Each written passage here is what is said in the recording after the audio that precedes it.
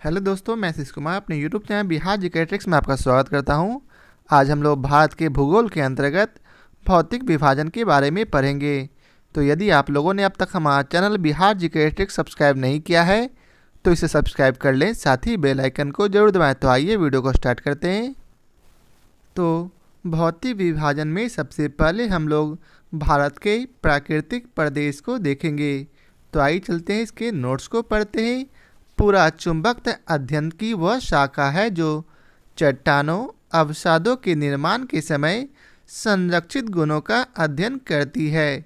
विज्ञान की यह शाखा प्राचीन भूवैज्ञानिक घटनाओं के अध्ययन में सहायक होती है।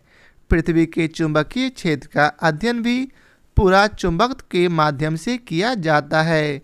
अल्फ्रेड वेगनर के महाद्वीपीय विस्थापन सिद्धांत को प्रमाणित करने के लिए भी पूरा चुंबकीय अध्ययन को आधार बनाया गया है। महाद्वीपीय विस्थापन सिद्धांत के अनुसार भारतीय स्थलपिंड गोंडवाना लैंड का भाग है।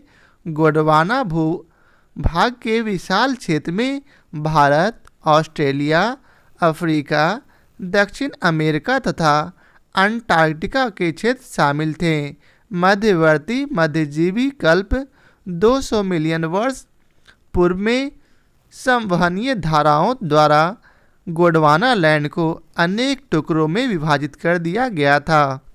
इस विभाजन के फलस्वरूप भारतीय प्लेट गोंडवाना लैंड अर्थात गोंडवाना भूमि से अलग होने के बाद उत्तर दिशा की ओर विस्थापित होने लगी।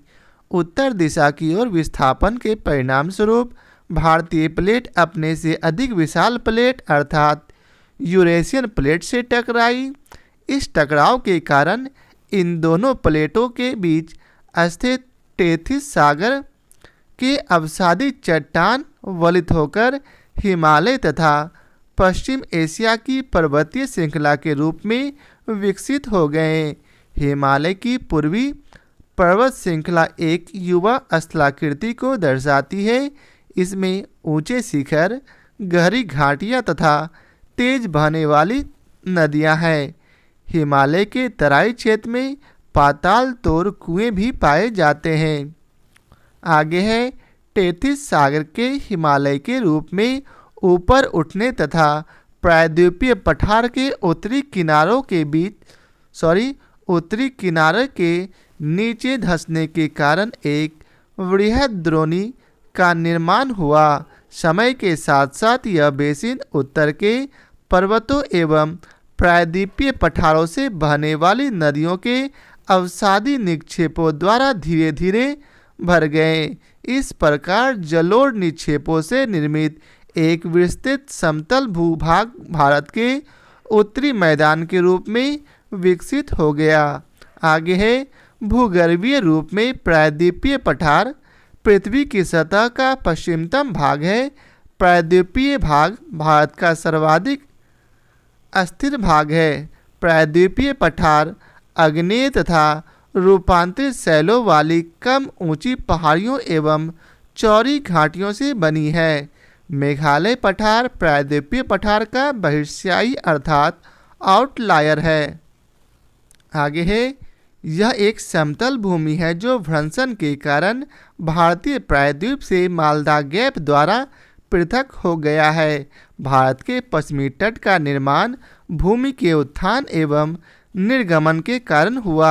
भारत की भूमि बहुत अधिक भौतिक विभिन्नताओं को दर्शाती है, इसलिए भारत को 4 प्राकृतिक प्रदेशों में विभाजित किया जाता है। ये है पहला उत्तर का पर्वतीय क्षेत्र, दूसरा विशाल मैदान, तीसरा प्रायद्वीपीय पठार और चौथा तट एवं द्वीप। इसके अतिरिक्त भारत को शैल स्तरक्रम अर्थात ऊंचावच और विवर्तनिक प्रक्रमों के आधार पर 3 प्रमुख और 6 उपभौतिक भू आकृति प्रदेशों में बांटा गया है, जैसा कि आप इस पिक्चर में देख सकते हैं। आगे है इसके प्रश्न को। तो इसका पहला प्रश्न है भारत से उपबंध पूरा चुंबकीय परिणामों से संकेत मिलते हैं कि भूतकाल में भारतीय स्थलपिंड सरका है किधर? तो इसका उत्तर है ए, उत्तर की ओर। महाद्वीपीय विस्थापन सिद्धांत के अनुसार भारतीय स्थलपिंड गोंडवाना लैंड का भाग है। गोंडवाना लैंड में दक्षिण अमेरिका, अफ्रीका, अंटार्कटिका, ऑस्ट्रेलिया और भारत एक ही स्थलपिंड के रूप में जुड़े थे। मध्यवर्ती मध्यजीवी कल्प में गोंडवाना लैंड के विशाल भूखंड का विखंडन हुआ, जिससे भारतीय स्थलपिंड उत्तर की ओर विस्थापित हुआ। आगे है, भारतीय उपमहाद्वीप मूलतः एक विशाल भूखंड का भाग था जिसे कहते हैं क्या? तो इसका उत्तर है डी, गोंडवाना लैंड। अगला प्रश्न है, भारत कितने प्राकृतिक प्रदेशों में विभाजित है? तो इसका उत्तर है ए, 4। भारत को मुख्यतः 4 प्राकृतिक प्रदेशों में विभाजित किया जाता है। ये है उत्तर का पर्वतीय क्षेत्र, दूसरा विशाल मैदान, तीसरा प्रायद्वीपीय पठार तथा चौथा तट एवं द्वीप। भारत को 6 उपभौतिक भू आकृतिक प्रदेशों में बांटा गया है। अब अगला प्रश्न है, उत्तराखंड के किस भाग में पताल तोड़ कुएं पाए जाते हैं? तो इसका उत्तर है बी, तराई में। पताल तोड़ कुएं ऐसे प्राकृतिक जल स्रोत होते हैं जो धरातल से स्वतः ऊपर प्रकट होते हैं और सतह पर जल निकलता रहता है, परंतु जल स्रोत तथा पाताल तोड़ कूप में अंतर होता है।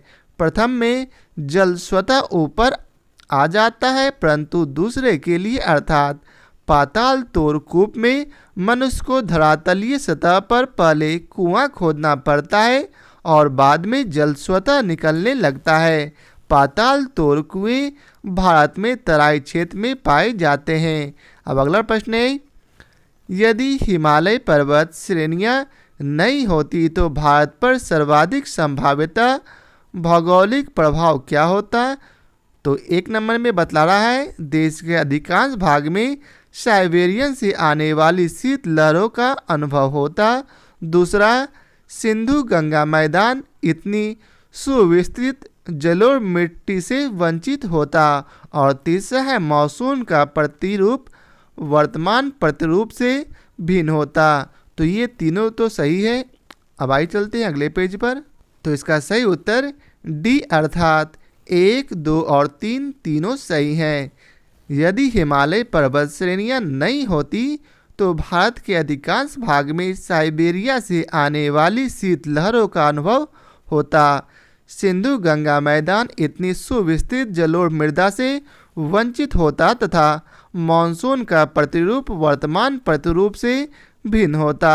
हिमालय पर्वत मॉनसून पवनों को रोककर उपमहाद्वीप में वर्षा कर कारण बनता है। साथ ही हिमालय क्षेत्र से प्रवाहित होने वाली सिंधु गंगा एवं उनकी सहायक नदियां अपर्दन एवं निक्षेपण के द्वारा जलोढ़ मैदान का निर्माण करती है। अब अगला प्रश्न है, भारत में भू आकारों की रचना के संबंध में निम्नलिखित कथनों पर मनन कीजिए।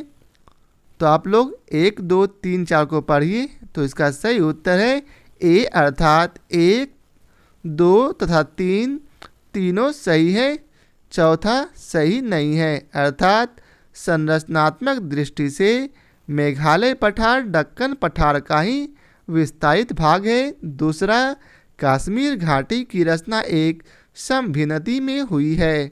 और तीसरा है, गंगा मैदान की रचना एक अग्रगर्त में हुई है। मेघालय पठार प्रायद्वीपीय पठार का बहिर्स्याही अर्थात आउटलायर है। यह एक समतल भूमि है जो भ्रंशन के कारण भारतीय प्रायद्वीप से मालदा गैप द्वारा पृथक हो गया है। अतः कथन 1 सही है। कश्मीर घाटी की रचना हिमालय की समभिन्नति में ही हुई है, अतः कथन 2 सही है। आगे है, स्वेस के अनुसार गंगा के विशाल मैदान की उत्पत्ति तब हुई जब प्रायद्वीप के दृढ़ भूखंड ने हिमालय के दक्षिण की ओर प्रसार को रोका तो हिमालय के उच्च वलनों के समक्ष एक अग्रगर्त पैदा हो गया। यह अग्रगर्त एक विशाल भूसन्नति की भांति था। हिमालय से निकलने वाली नदियों द्वारा निरंतर लाए जा रहे अवसादों से यह अग्रगर्त धीरे धीरे भरता रहा। बाद में इसी में विशाल मैदानों का निर्माण हुआ। अतः कथन 3 सही है। हिमालय की उत्पत्ति भारतीय प्लेट और यूरेशियन प्लेट की टक्कर से हुई है। चीनी प्लेट का विवरण प्लेट टेक्टोनिक सिद्धांत में नहीं है, अतः कथन 4 गलत है। अगला प्रश्न है, निम्न में से कौन सा कथन असत्य है? तो इसका उत्तर है 3, अर्थात भारत के पश्चिमी समुद्र तट का निर्माण नदियों की जमाव क्रिया द्वारा हुआ है। भारत के पश्चिमी समुद्र तट का निर्माण नदियों की जमाव क्रिया द्वारा नहीं बल्कि भूमि के उत्थान एवं निर्गमन के कारण हुआ है। भारत में कोयले का विशाल भंडार यहाँ की गोंडवाना शैलों में पाया जाता है। हिमालय विश्व में सबसे नवीन वलित पर्वतों में से एक है।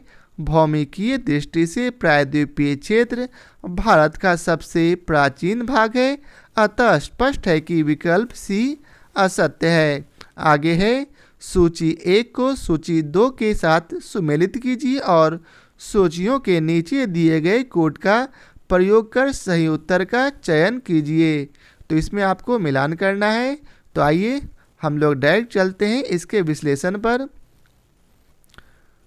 दक्कन ट्रैम की उत्पत्ति क्रीटेशियस काल के अंतिम चरण में और पश्चिम घाट पर्वत की उत्पत्ति सेनोजोइक काल में, अरावली पर्वत की उत्पत्ति प्री कैम्ब्रियन युग में और नर्मदा ताप्ती जलोढ़ निक्षेप अत्यंत नूतन काल में हुआ था।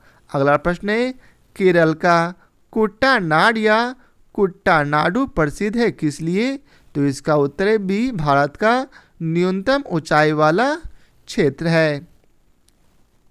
केरल का कुट्टानाड भारत का न्यूनतम ऊंचाई वाला क्षेत्र है। समुद्र तल से नीचे अपने खेती के तरीकों के लिए प्रसिद्ध है। इसे केरल का धान का कटोरा कहा जाता है। कुट्टानाड सतत कृषि और मत्स्य पालन के लिए भी जाना जाता है। खाद्य एवं कृषि संगठन द्वारा कुट्टानाड की खेती के तरीकों को वैश्विक महत्वपूर्ण कृषि विरासत प्रणाली घोषित किया गया है। अब अगला प्रश्न है, निम्नलिखित में से कौन सा मरुस्थल है? तो इसका उत्तर है ए, सिंधु क्षेत्र। भारत का विशाल मरुस्थलीय भाग थार का मरुस्थल है, जिसका विस्तार भारत के राजस्थान राज्य तथा पाकिस्तान में है। 2 लाख वर्ग किलोमीटर विस्तारित इस क्षेत्र के पश्चिम में सिंधु द्वारा सिंचित क्षेत्र है। अब अगला प्रश्न है, निम्नलिखित में से कौन सा जिला धारवाड़ भूस्तरीय रचना वाला नहीं है? तो इसका उत्तर है बी, रोहतास। बिहार में धारवाड़ भूस्तरीय रचना वाले जिले दक्षिण पूर्व बिहार के अंतर्गत आते हैं। इसमें मुंगेर, नवादा एवं जमुई जिले शामिल हैं। वहीं रोहतास दक्षिण पश्चिम बिहार का भाग है। इस क्षेत्र में विभिन्न प्रकार की भूस्तरीय रचना पाई जाती है। बिहार में विंध्यन भूस्तरीय रचना कैमूर एवं सोन नदी घाटी में पाई जाती है। अब आई चलते हैं इसके दूसरे एक्सरसाइज, उत्तर का पर्वतीय प्रदेश को पढ़ते हैं। तो सबसे पहले हम लोग इसके भी नोट्स को पढ़ेंगे। तो आइए इसके नोट्स को पढ़ते हैं। भारत की उत्तर सीमा पर विस्तृत हिमालय भूगर्भीय रूप से युवा एवं बनावट के दृष्टिकोण से नवीन वलित पर्वत श्रृंखला है। ये पर्वत श्रृंखलाएँ पश्चिम पूर्व दिशा में सिंधु से लेकर ब्रह्मपुत्र तक फैली है। हिमालय विश्व की सबसे ऊंची पर्वत श्रेणी है। हिमालय लगभग 2500 किलोमीटर की लंबाई में फैलकर अर्धवृत्त का निर्माण करता है। इसकी चौड़ाई कश्मीर में 400 किलोमीटर एवं अरुणाचल प्रदेश में 150 किलोमीटर है। भारत के प्रमुख हिमालयी राज्य या केंद्र शासित प्रदेश जम्मू और कश्मीर, लद्दाख, हिमाचल प्रदेश, उत्तराखंड, सिक्किम, अरुणाचल प्रदेश, मेघालय, नागालैंड, मणिपुर, मिजोरम और त्रिपुरा है। इनके अलावा असम और पश्चिम बंगाल के पहाड़ी क्षेत्र भी इसके अंतर्गत आते हैं। हिमालय के पश्चिमी भाग की अपेक्षा पूर्वी भाग की ऊंचाई में अधिक विविधता पाई जाती है। हिमालय को निर्माण की आयु के आधार एवं वलयों की तीव्रता के आधार पर 4 समांतर संरचनात्मक क्षेत्रों में बांटा जा सकता है। पहला है ट्रांस हिमालय, जिसे तिब्बत का क्षेत्र भी कहते हैं। दूसरा बृहत हिमालय, जिसे महान हिमालय भी कहा जाता है। तीसरा है लघु हिमालय, जिसे मध्य हिमालय भी कहा जाता है। और चौथा बाह्य उप हिमालय, जिसे शिवालिक भी कहा जाता है। हिमालय का उपयुक्त अनुदैर्ध्य विभाजन उत्तर से दक्षिण क्रम में है। ट्रांस हिमालय का अंतिम रूप से उत्थान क्रिटेशियस टर्शियरी काल तक हुआ था। इस प्रकार यह हिमालय की सबसे प्राचीन श्रेणी है। हिमालय की अन्य श्रेणियां का उत्थान टर्शियरी काल के विभिन्न युगों में हुआ है, जिसमें बृहद हिमालय या महान हिमालय हिमालय की दूसरी प्राचीन श्रेणी है, जिसका निर्माण ओलिगोशीन युग में हुआ है। उसके पश्चात लघु हिमालय श्रेणी का निर्माण मध्य मायोसीन युग में तथा शिवालिक सबसे नवीनतम श्रेणी का निर्माण प्लायोसीन युग में हुआ है। हिमालय के उत्तरी भाग में स्थित श्रृंखला को महान या आंतरिक हिमालय का या हिमाद्री कहते हैं। यह सबसे अधिक सतत श्रृंखला है, जिसमें लगभग 6000 मीटर की औसत ऊंचाई वाले सर्वाधिक ऊंचे शिखर हैं। अब आप देख सकते हैं सबसे ऊपर है काराकोरम, उसके बाद लद्दाख, जास्कर, फिर पीर पंजल और सबसे नीचे शिवालिक। तो इसको आप ट्रिक से याद कर सकते हैं। काढ़ा को लाद जा और पी शिव। इसे चाहे तो आप ऐसे याद कर सकते हैं। महान हिमालय स्थित एवरेस्ट विश्व की सर्वोच्च चोटी है। यह नेपाल और तिब्बत की सीमा पर स्थित है। कंचनजंगा हिमालय पर्वत श्रृंखला में स्थित विश्व की तीसरी सबसे ऊंची चोटी है। यह पूर्व में तीस्ता नदी और पश्चिम में तामुर नदी के बीच स्थित है। कंचनजंगा पूर्वी नेपाल और भारत के सिक्किम राज्य की सीमा पर स्थित है। अन्नपूर्णा चोटी की स्थिति उत्तर मध्य नेपाल में है। धौलागिरी चोटी भी नेपाल के मध्य में स्थित है। आगे है महान हिमालय के वलय की प्रकृति असममित अर्थात असिमेट्रिक है। हिमालय के इस भाग का क्रोड ग्रेनाइट का बना है। यह श्रृंखला हमेशा बर्फ से ढकी रहती है। इसमें बहुत सी हिमानियों का प्रवाह होता है, इसलिए हिमालय से निकलने वाली नदियां सतत वाहिनियां हैं। महान हिमालय के दक्षिण में स्थित श्रृंखलाओं को लघु हिमालय या मध्य हिमालय कहा जाता है।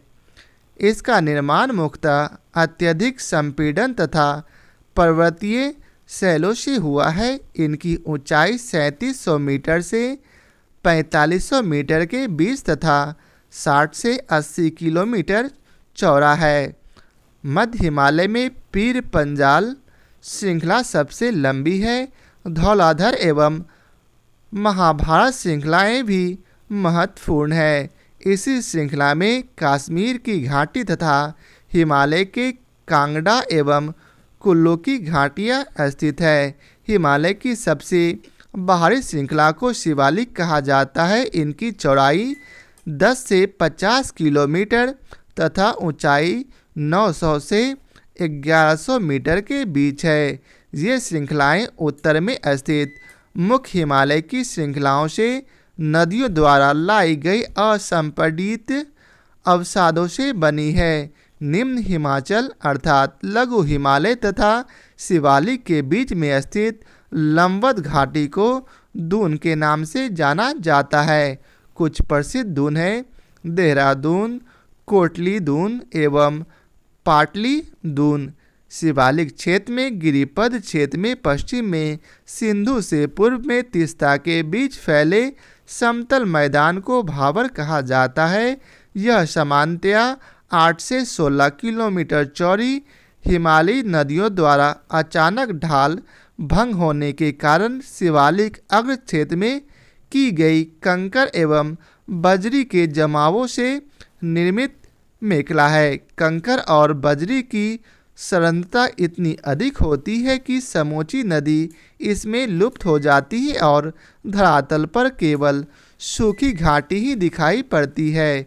भावर मैदान की चौड़ाई पूर्व में कम और पश्चिम भाग में अधिक पाई जाती है। भावर के दक्षिण में 15 से 30 किलोमीटर चौड़ा दलदली क्षेत्र फैला हुआ है जिसे तराई कहते हैं। महान हिमालय के उत्तर में ट्रांस हिमालय स्थित है। पामीर की गांठ अर्थात तिब्बत ट्रांस हिमालय में ही स्थित है। काराकोरम, लद्दाख और जास्कर पर्वत श्रृंखलाएं ट्रांस हिमालय का ही भाग है। हिंदू धर्म का पवित्र कैलाश पर्वत ट्रांस हिमालय पर्वतमाला के पश्चिमी हिस्से में स्थित है। हिमालय को पश्चिम से पूर्व तक स्थित क्षेत्रों के आधार पर भी विभाजित किया गया है। इन वर्गीकरणों को नदी घाटियों की सीमाओं के आधार पर किया गया है। उदाहरण के लिए समतल एवं सिंधु के बीच स्थित हिमालय के भाग को पंजाब हिमालय के नाम से जाना जाता है। पश्चिम से पूर्व तक क्रमशः इसे कश्मीर तथा हिमालय नाम से भी जाना जाता है। सतलज तथा काली नदियों के बीच स्थित हिमालय के भाग को कुमाऊं हिमालय के नाम से भी जाना जाता है। काली तथा तीस्ता नदियों के बीच स्थित हिमालय के भाग को नेपाल हिमालय के नाम से जाना जाता है। तीस्ता एवं दिहांग नदियों के बीच स्थित हिमालय को असम हिमालय के नाम से जाना जाता है। आगे है ब्रह्मपुत्र नदी हिमालय की सबसे पूर्वी सीमा बनाती है। दिहांग महाखंड के बाद हिमालय दक्षिण की ओर तीखा मोड़ बनाते हुए भारत की पूर्वी सीमा के साथ फैल जाता है। इन्हें पूर्वांचल या पूर्वी पहाड़ियों के नाम से जाना जाता है। ये पहाड़ियाँ उत्तर पूर्वी राज्यों से होकर गुजरती है। आगे है पूर्वी हिमालय की पहाड़ियाँ अधिकतर समानांतर श्रृंखलाओं एवं घाटियों के रूप में फैली है। पूर्वांचल में पटकई, नागा, मिजो तथा मणिपुर पहाड़ियाँ शामिल हैं। आगे है हिमालय के अनुदैर्ध्य उत्क्रम। हिमालय में कई अनुदैर्ध्य उत्क्रम एवं भ्रंश या दरार पाए जाते हैं। दक्षिण से उत्तर बढ़ने पर मेन फ्रंटल थ्रस्ट मिलता है। MFT एवं MFB अर्थात मेन बाउंड्री फॉल्ट के मध्य उप हिमालय का विस्तार है। MBT एवं MCT अर्थात मेन सेंट्रल ट्रस्ट के मध्य लघु हिमालय का विस्तार है। इसके ऊपर बृहद हिमालय जिसे CCZ अर्थात सेंट्रल क्रिस्टलाइन जोन भी कहा जाता है का विस्तार है। MCT के ऊपर HHC हायर हिमालय क्रिस्टलाइंस स्थित है। तिब्बत हिमालय HHC एवं STDS अर्थात साउथ तिब्बतन डिटैचमेंट सिस्टम के मध्य अवस्थित है। इसके उत्तर में सिंधु सांगपो सीचर क्षेत्र अवस्थित है। ITSZ अर्थात इंडस सांगपो सचर जोन के उत्तर में ट्रांस हिमालय है। इन उत्क्रम क्षेत्रों की अवस्थिति एवं हिमालय भौगोलिक संरचना के कारण यह भारत का सर्वाधिक सघनता वाला भूकंपीय क्षेत्र बन जाता है। इस क्षेत्र में प्लेटों के संचालन के कारण यह भूकंप प्रवण क्षेत्र है। अब आइए चलते हैं इसके प्रश्न को उसको देखते हैं। तो पहला प्रश्न है, निम्न वक्तव्यों पर विचार कीजिए तथा सही उत्तर का चयन नीचे दी गए कूट से करें। तो इसका सही उत्तर है बी, अर्थात ए तथा आर दोनों सही हैं, परंतु आर ए की सही व्याख्या नहीं है। तो आइए पढ़ते हैं कथन ए को। हिमालय से निकलने वाली सभी नदियां सतत वाहिनियां हैं और कारण आर है, हिमालय अपनी वर्षा का अधिकांश दक्षिणी पश्चिम मानसून से प्राप्त करता है। आगे है, हिमालय से निकलने वाली सभी नदियां सतत वाहिनी है। इसका प्रमुख कारण इन नदियों के उद्गम स्रोत का हिमानियों में स्थित होना। हिमालय अपनी वर्षा का अधिकांश भाग दक्षिण पश्चिम मानसून से ही प्राप्त करता है। अतः कथन एवं कारण दोनों सत्य हैं, परंतु कारण कथन की सही व्याख्या नहीं करता। अब अगला प्रश्न है, निम्न वक्तव्यों पर विचार कर सही उत्तर का चयन कीजिए। तो इसका सही उत्तर है बी, अर्थात ए और आर दोनों सही हैं और आर ए की सही पुष्टि करता है। कथन ए में बतलाया गया है, हिमालय से निकलने वाली नदियां सतत वाहिनी है और कारण आर बताया गया है, हिमालयी नदियों का उद्गम स्रोत हिमानियों में स्थित है। अगला प्रश्न है, हिमालय की रचना समांतर वलय श्रेणियों से हुई है, जिसमें से प्राचीनतम श्रेणी है। तो इसका उत्तर है सी, बृहद हिमालय श्रेणी।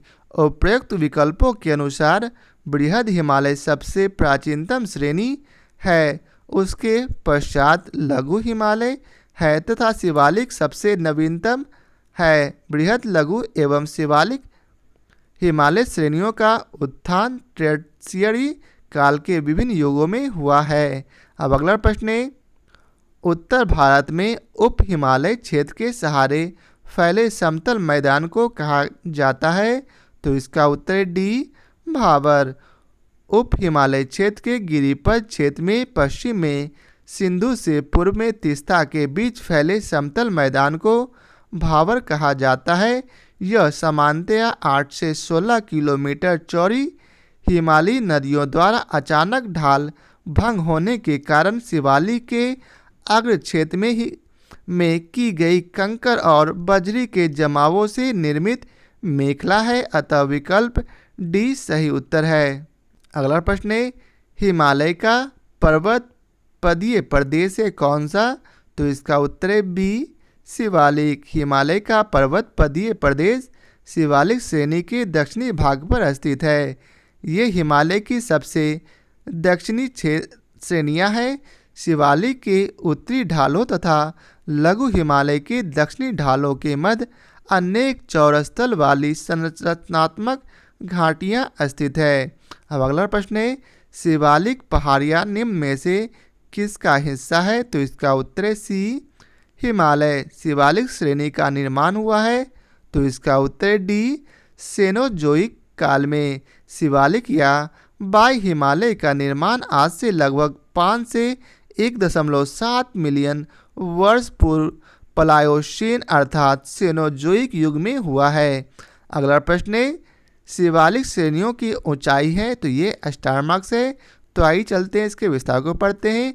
उप हिमालय या शिवालिक श्रेणी हिमालय की सबसे दक्षिणी श्रेणी है, जिसका औसत ऊंचाई 9 से 1100 मीटर के मध्य है। हालांकि शिवालिक श्रेणियों की ऊंचाई में प्रादेशिक विभिन्नता भी पाई जाती है। अब अगला प्रश्न है, शिवालिक शैल समूह के दक्षिण में भाबर क्षेत्र उदाहरण है। तो इसका उत्तर है सी, गिरिपद की स्थिति का। भाबर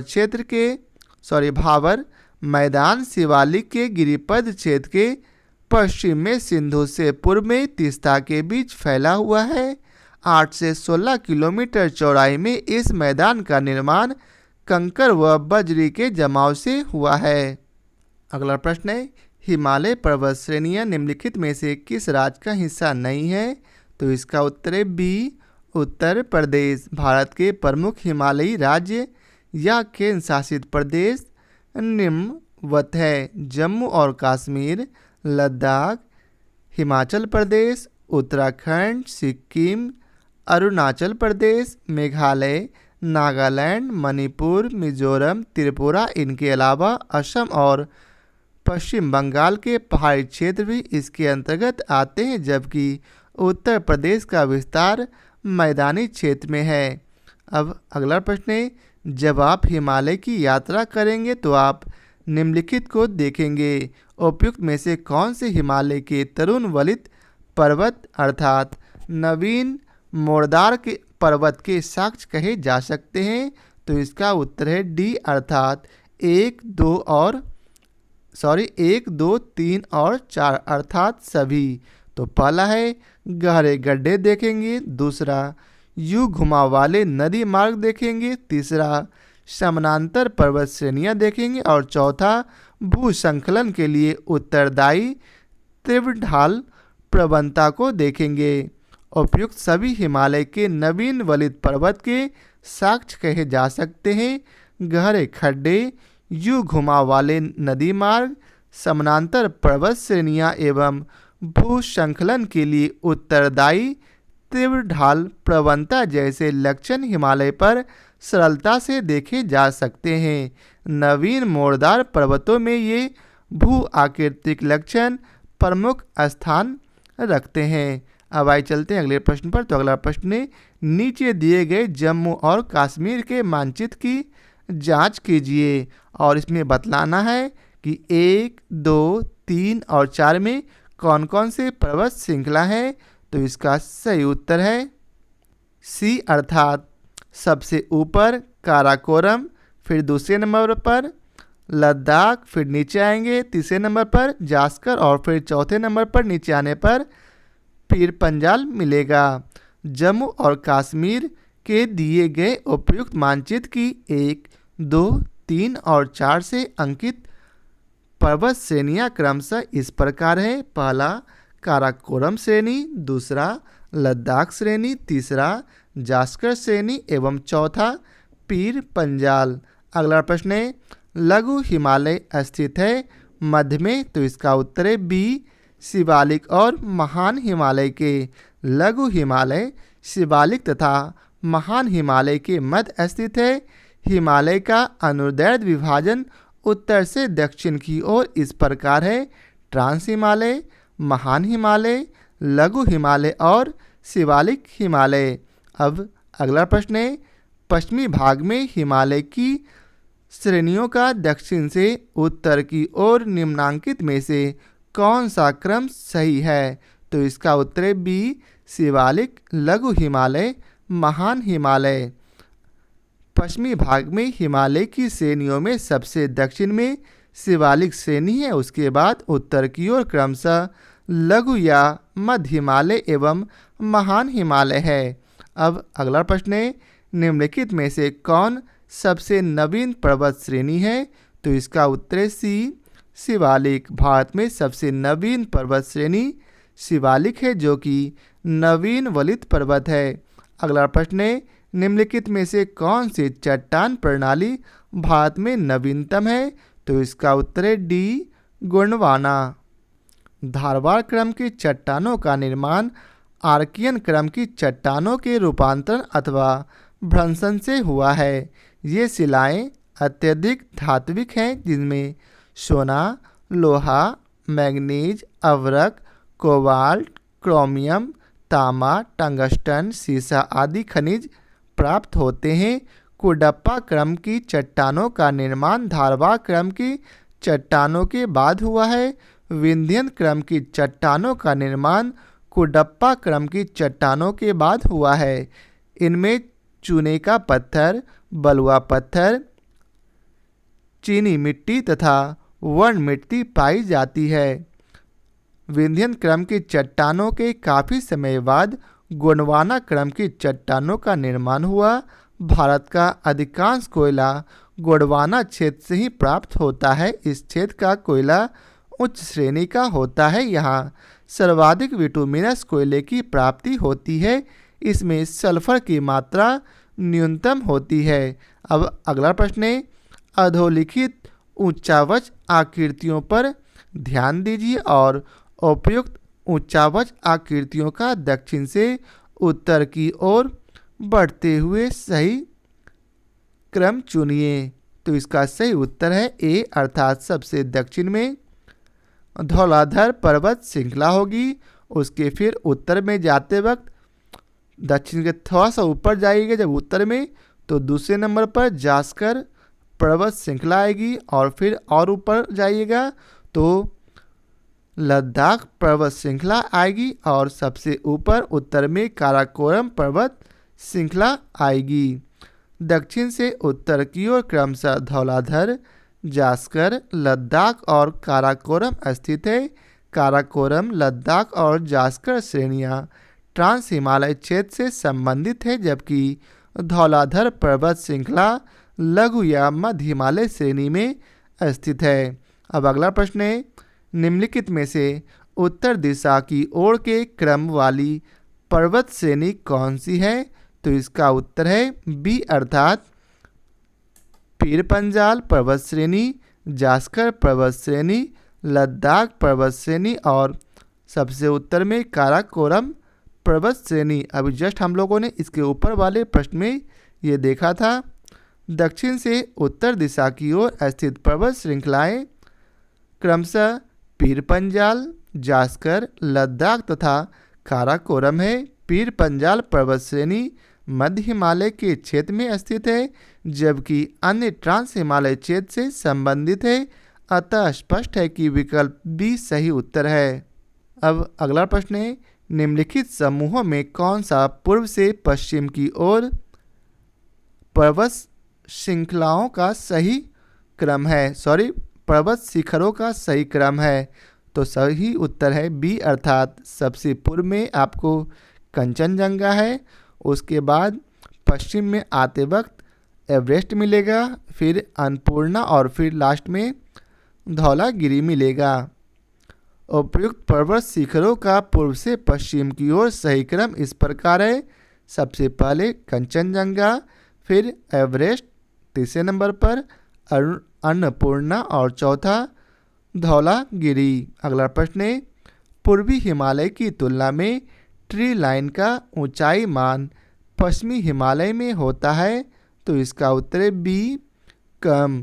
ट्री लाइन या वृक्ष रेखा पर्यावरण की वह सीमा है जहां पर वृक्ष उग पाने में सक्षम होते हैं। पूर्वी हिमालय और मध्य हिमालय में प्राकृतिक ट्री लाइन का मान 3600 से 3800 मीटर तक है, जबकि पश्चिमी और उत्तर पश्चिमी हिमालय क्षेत्र में इसका मान घटकर 3300 से 3600 मीटर ही रहता है। अतः पूर्वी हिमालय की तुलना में पश्चिमी हिमालय में ट्री लाइन का मान कम होता है। अब अगला प्रश्न है, हिमालय की पहाड़ी श्रृंखला में ऊंचाई के साथ साथ निम्न कारणों से वनस्पति में परिवर्तन आता है। तो इसका उत्तर है ए, अर्थात 1, 2 एवं 3 के कारण, अर्थात तापमान में गिरावट के कारण, दूसरा वर्षा में बदलाव के कारण और तीसरा मिट्टी का अनउपजाऊ होने के कारण। हिमालय की पहाड़ी श्रृंखला में ऊंचाई के साथ साथ वनस्पति में परिवर्तन आता जाता है, साथ ही जैव विविधता में भी कमी देखने को मिलती है। इस परिवर्तन के प्रमुख कारणों में ऊंचाई, तापमान में गिरावट, वर्षा में परिवर्तन, मिट्टी का अनउपजाऊ होना, वायुमंडलीय दबाव कम होना तथा हवा का हल्का होना शामिल है। इसके अतिरिक्त ऊंचाई बढ़ने के साथ भू क्षेत्र का कम होना, जलवायु में परिवर्तन तथा अक्षांशीय स्थिति का भी प्रभाव पड़ता है। नोट, इस प्रश्न का उत्तर छत्तीसगढ़ लोक सेवा आयोग ने अपने संशोधित उत्तर पत्रक में विलोपित दर्शाया था, अर्थात इस प्रश्न को छोड़कर मूल्यांकन किया गया था। अगला प्रश्न है, उत्पत्ति की दृष्टि से निम्न पर्वत श्रेणियों में से सबसे नवीनतम कौन सी है? तो इसका उत्तर है डी, पटकोई श्रेणियाँ। पटकोई श्रेणी हिमालय श्रेणियों में स्थित है, जिसका निर्माण टर्शियरी युग में हुआ है। शेष सभी दक्षिण और मध्य भारत में स्थित है, जो प्रायद्वीप पठार का भाग है। चूँकि प्रायद्वीप पठार भारत का सर्वाधिक प्राचीनतम भूखंड है, अतः उपयुक्त में से सबसे नवीनतम पर्वत श्रेणी पटकोई श्रेणी है। अब अगला प्रश्न है, निम्नलिखित राज्यों में से कौन सा पटकाई पहाड़ियों से संलग्न नहीं है? तो इसका उत्तर है बी त्रिपुरा। पटकाई पहाड़ियाँ असम, मणिपुर, मेघालय, मिजोरम एवं नागालैंड से संलग्न है। त्रिपुरा राज्य पटकाई पहाड़ियों से संलग्न नहीं है। मिजो पहाड़ियाँ त्रिपुरा से संलग्न है। अगला प्रश्न है, पीर पंजाल श्रेणी पाई जाती है? तो इसका उत्तर है बी जम्मू एवं कश्मीर में। पीर पंजाल श्रेणी मध्य हिमालय में अवस्थित है। यह हिमाचल प्रदेश और जम्मू और कश्मीर में दक्षिण पूर्व से उत्तर पश्चिम तक विस्तारित है। अगला प्रश्न है, किन दो पर्वत श्रेणियों के मध्य कश्मीर घाटी स्थित है? तो इसका उत्तर है बी वृहत हिमालय व पीर पंजाल। भारत के जम्मू और कश्मीर में स्थित कश्मीर घाटी उत्तर पूर्व में वृहत हिमालय और दक्षिण पश्चिम में पीर पंजाल श्रेणी के बीच स्थित है। अगला प्रश्न है, निम्नलिखित में कौन अक्साई चीन का भाग है? तो इसका उत्तर है डी लद्दाख पठार।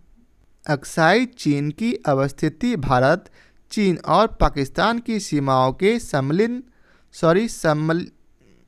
सम्मिलन संधि स्थल पर है। इस भारतीय भूभाग पर वर्ष 1962 के युद्ध में चीन ने कब्जा कर लिया था। तब से यह भारत चीन के मध्य सीमा विवाद का क्षेत्र है। लद्दाख पठार अक्साई चीन क्षेत्र में ही अवस्थित है। अगला प्रश्न है, पश्चिमी हिमालय संसाधन प्रदेश के प्रमुख संसाधन है? तो इसका उत्तर है ए वन। पश्चिमी हिमालय संसाधन प्रदेश के प्रमुख संसाधन वन है। इस क्षेत्र के लगभग 65% भूभाग पर वन है। अगला प्रश्न है, ग्रेट हिमालय की ऊंचाई क्या है? तो इसका उत्तर है ए 8850 MASL। तो आइए पढ़ते हैं आगे। महान हिमालय की औसत ऊंचाई 100 मीटर है, जबकि इसकी सर्वोच्च ऊंचाई माउंट एवरेस्ट की ऊंचाई सागर तल से ऊपर 8848 मीटर है। अतः विकल्प ए सही उत्तर है। अगला प्रश्न है, हिमाचल पर्यायवाची है? तो इसका उत्तर है बी मध्य हिमालय का। हिमाचल उपयुक्त में से मध्य हिमालय का पर्यायवाची है। मध्य अथवा लघु हिमालय श्रेणी को महाभारत श्रेणी अथवा हिमाचल हिमालय के नाम से भी जाना जाता है। अब अगला प्रश्न है, निम्नलिखित कथनों पर विचार कीजिए और उपयुक्त कथनों में से कौन सा सही है चुनकर बतलाना है। तो इसका उत्तर है बी, अर्थात केवल 3 सही है। अर्थात पुलिकट झील केवल 2 राज्यों में फैले हुए हैं। भारत के प्रमुख हिमालयी राज्य या केंद्र शासित प्रदेश जम्मू और कश्मीर, लद्दाख, हिमाचल प्रदेश, उत्तराखंड, सिक्किम, अरुणाचल प्रदेश, मेघालय, नागालैंड, मणिपुर, मिजोरम एवं त्रिपुरा है। इनके अलावा असम और पश्चिम बंगाल के पहाड़ी क्षेत्र भी इनके अंतर्गत आते हैं। अतः हिमालय का 5 से अधिक राज्यों में विस्तार है। पश्चिमी घाट गुजरात, महाराष्ट्र, गोवा, कर्नाटक, तमिलनाडु एवं केरल राज्यों में फैला हुआ है। इस प्रकार इसका विस्तार 6 राज्यों में है। पुलिकट भारत का दूसरा सबसे बड़ा लैगून है। इसका विस्तार तमिलनाडु एवं आंध्र प्रदेश में है। व्याख्यान अनुसार कथन 1 एवं 2 गलत है, जबकि कथन 3 सही है। अतः विकल्प बी सही उत्तर है। अगला प्रश्न है, भारत में निम्नलिखित में से कौन सी श्रेणी नवीनतम है? तो इसका उत्तर है सी, हिमालय श्रेणी। हिमालय श्रेणी नवीन वलित पर्वत का उदाहरण है तथा यह दिए गए विकल्पों में नवीनतम श्रेणी है। वहीं अरावली पर्वत श्रृंखला भारत में सर्वाधिक प्राचीन पर्वत श्रृंखला है। अगला प्रश्न है, नीचे 2 कथन दिए गए हैं, जिनमें एक को कथन ए तथा दूसरे को कथन आर कहा गया है। तो इसका सही उत्तर बताना है। तो इसका सही उत्तर है ए, अर्थात कथन ए तथा कारण आर दोनों सही हैं तथा कारण आर कथन ए की सही व्याख्या है। तो आइए पढ़ते हैं कथन और कारण दोनों को। कथन ए में बोला गया है, भारत में सर्वाधिक सघनता वाला भूकंपीय क्षेत्र हिमालय क्षेत्र में स्थित है। और कारण आर है, हिमालय में कई अनुदैर्ध्य उत्क्रम क्षेत्र अवस्थित है। भारत में सर्वाधिक सघनता वाला भूकंपीय क्षेत्र हिमालय क्षेत्र में स्थित है। इस क्षेत्र का अधिकांश भाग भूकंपीय क्षेत्र 4 एवं 5 में आता है। इस क्षेत्र के अंतर्गत भारत के पूर्वोत्तर भारत, जम्मू और कश्मीर, लद्दाख, हिमाचल प्रदेश, उत्तराखंड के क्षेत्र शामिल हैं तथा भारत में इन्हीं क्षेत्रों में हिमालय का विस्तार है। अतः कथन ए सही है। हिमालय में कई अनुदैर्ध्य उत्क्रम एवं भ्रंश या दरार पाए जाते हैं। दक्षिण से उत्तर बढ़ने पर मेन फ्रंटल थ्रस्ट मिलता है। MFT एवं MBT के मध्य उप हिमालय का विस्तार है। MBT एवं MCT के मध्य लघु हिमालय का विस्तार है। इसके ऊपर बृहद हिमालय, जिसे CCZ भी कहा जाता है, का विस्तार है। MCT के ऊपर HHC स्थित है। तिब्बत हिमालय HHC एवं STDS के मध्य अवस्थित है। इसके उत्तर में सिंधु सांगपो सीचर क्षेत्र अवस्थित है। ITSZ के उत्तर में ट्रांस हिमालय है। इन उपक्रम क्षेत्रों की अवस्थिति एवं हिमालय भौगोलिक संरचना के कारण यह भारत का सर्वाधिक सघनता वाला भूकंपीय क्षेत्र बन जाता है। इन क्षेत्र में प्लेटों के संचालन के कारण यह भूकंप प्रवण क्षेत्र है। अब अगला प्रश्न है, मणिपुर पहाड़ियों से घिरा इम्फाल बेसिन एक सुंदर उदाहरण है।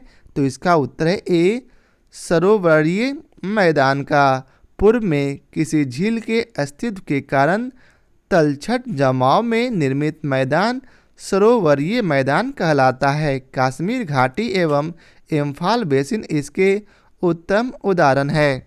अब आइए चलते हैं अगले प्रश्न पर।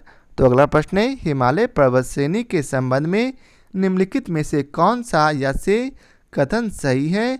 नीचे दी गए कूट में से सही उत्तर चुनकर बतलाना है। तो इसका उत्तर है बी, अर्थात केवल 2 और 3 सही है। अर्थात लघु हिमालय की परतदार चट्टानों में समुद्री जीव जंतुओं के जीवाश्म मिलते हैं। और तीसरा है, बाह्य हिमालय या शिवालिक हिमालय में मानव सभ्यता के अवशेष मिलते हैं।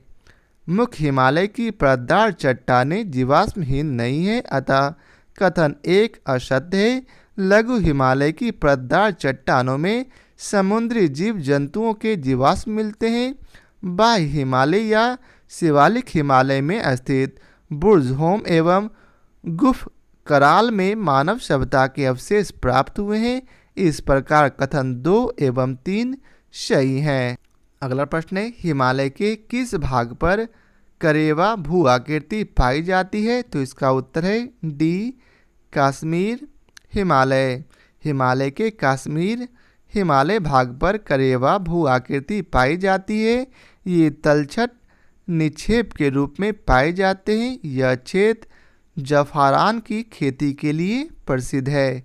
तो आज के लिए बस इतना ही। आशा करता हूँ आप लोगों को हमारा यह वीडियो पसंद आया हो। यदि आप लोगों को हमारा यह वीडियो पसंद आया हो तो इसे लाइक और शेयर जरूर करें। फिर मिलते हैं नए एक्सरसाइज के साथ। आज के लिए बहुत बहुत धन्यवाद।